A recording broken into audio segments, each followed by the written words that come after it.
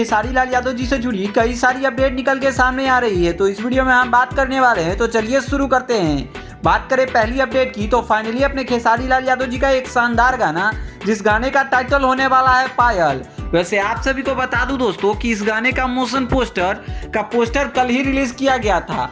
और अंकिता फिल्म से आप सभी को बता दूं कि इस गाने को आप सभी के बीच आराध्या फिल्म से इस गाने का मोशन पोस्टर रिलीज किया गया है। मीडिया रिपोर्ट के माने तो ये टीजर आज ही आने वाला था, लेकिन कुछ टेक्निकल प्रॉब्लम होने के कारण ये गाने का टीजर आज नहीं छूट पाया।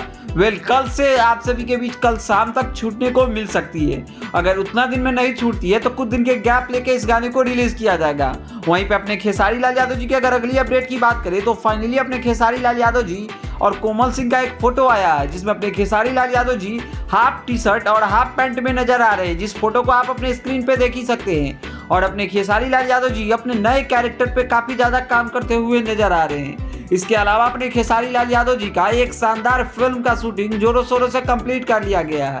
वैसे बात करें इस फिल्म की टाइटल की, तो इस फिल्म का बेहद ही शानदार टाइटल होने वाला है वादा रहा, जो कि आप सभी को ये फिल्म खूब ज्यादा पसंद आने वाली है।